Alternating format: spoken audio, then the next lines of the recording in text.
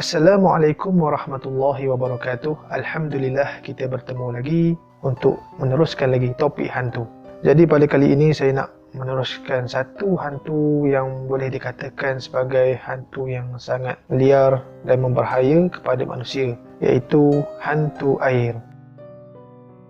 Kepercayaan kepada hantu-hantu ini dengan berbagai-bagai nama merupakan legasi orang-orang kita dahulu daripada nenek moyang orang Melayu. Hantu air ini atau boleh digelar juga sebagai hantu laut atau mambang air merupakan jelmaan daripada golongan jin yang mempunyai penempatan di kawasan yang berair. Sememangnya tempat yang disukai oleh golongan jin ini ialah seperti di laut, bilik mandi dan tempat yang kotor atau yang bersampah. Sungai juga tidak ketinggalan sebagai tempat yang digemarinya. Itu sebab kalau kita nak pergi ke tandas, kita kena membaca doa lah supaya kita terhindar daripada gangguan jin ini dengan meminta pertolongan ataupun perlindungan daripada Allah Subhanahu Wa Taala supaya pandangan jin syaitan yang berada di dalam tandas itu tidak nampak. Itu tujuan dia. Hantu air ini boleh dikatakan jelmaan daripada golongan jin yang amat berbahaya kepada manusia sekiranya kita bertembung dengannya.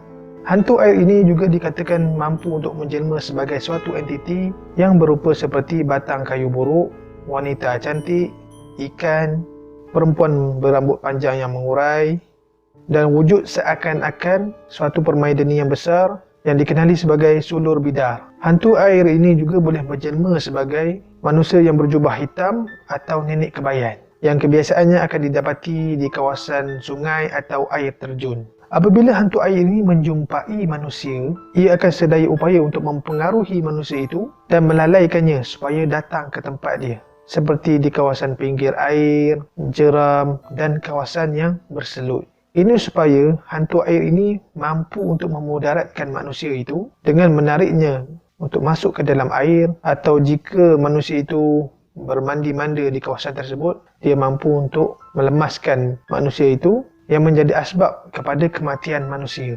Ada yang mengatakan hantu air ini berasal daripada ilmu atau makhluk halus yang dibuang atau dihanyutkan melalui sungai atau di laut dengan menggunakan suatu bahan yang dikenali sebagai acak atau bahan-bahan yang berpenunggu. Hantu air yang berada di laut ini boleh dikatakan amat berbahaya berbanding hantu air yang berada di sungai dan kawasan yang berlopak air. Disebabkan itu ada sebahagian daripada nelayan mengambil hantu air ini sebagai khadam atau pendamping bagi tujuan untuk membimbing mereka ke lokasi yang mempunyai banyak ikan. Selain itu, hantu air ini juga digunakan untuk menentukan waktu yang sesuai untuk menangkap ikan seperti keadaan cuaca dan laut pada ketika itu. Ada satu upacara yang dipanggil sebagai semah pantai, pernah popular dalam masyarakat tempatan, terutamanya masyarakat pantai timur di Malaysia pada ketika itu, di mana upacara ini nelayan dan pelaut perlu menghormati roh laut dan meminta restu serta pertolongan, perlindungan ketika mereka memancing di laut. Amalan yang dilakukan seperti ada nyanyian-nyanyian yang tertentu, perlu melakukan pengorbanan kecil dan penggunaan azimat seperti tangkal dan sebagainya. Kebiasaannya, sebahagian daripada upacara tersebut dilakukan oleh pawang laut. Untuk mengetahui kehadiran hantu air ini, dikatakan air tersebut akan berkilauan, berbuih-buih atau muncul pusaran yang berlaku secara tiba-tiba, daun-daun kering yang terapung secara berkelompok, atau ombak tinggi yang datang secara tiba-tiba. Dikatakan jika hantu air ini mendarat di daratan, kita akan dapat lihat di bawah kakinya akan sentiasa berair atau sentiasa terkeluar air pada kakinya. Saya adalah seorang kawan yang suka memancing.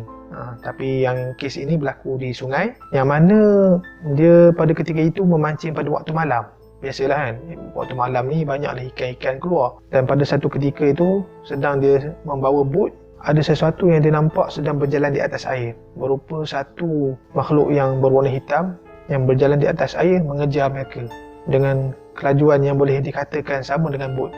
Tapi kawan saya itu dia buat tak tahu je, jangan layan, dia tengok sekali lagi, benda tu hilang. Dan ada juga yang makhluk ini boleh menjelma sebagai bayi kecil. Dia pun pernah nampak juga bayi kecil berjalan di atas air ketika mereka memancing. Sementara tunggu ikan dipancing, mereka berehat sebentar, lepas tu mereka mendengar bunyi-bunyi air. Dan apabila mereka melihat ada sesuatu bayi yang kecil berupa bayi lah. Saya tak tahu gambaran dia macam mana, tapi dikatakan macam itu, berjalan di atas air. Sangat misteri. Walau bagaimanapun, hantu air ini merupakan jelmaan daripada golongan jin juga, yang mana seperti yang kita sedia maklum, air dan lautan ini merupakan kawasan utama bagi golongan jin dan syaitan ini, di mana terdapat kerajaan-kerajaan jin yang wujud di dasar lautan, seperti mana yang disebutkan di dalam hadis Rasulullah sallallahu alaihi wasallam daripada Jabir radhiyallahu anhu, bersabda Rasulullah sallallahu alaihi wasallam, sesungguhnya iblis meletakkan singgah sananya di atas lautan, dalam riwayat lain di atas air, dan kemudian dia pun mengutus pasukannya. Hadis riwayat Muslim. Baik, itu sahaja perkongsian saya sedikit sebanyak berkaitan dengan hantu air ini. Moga-moga bermanfaat. Jika ada sebarang penambahan, sebarang pendapat, bolehlah kongsi di ruangan komen. InsyaAllah kita akan bertemu lagi di video yang akan datang. Assalamualaikum warahmatullahi wabarakatuh.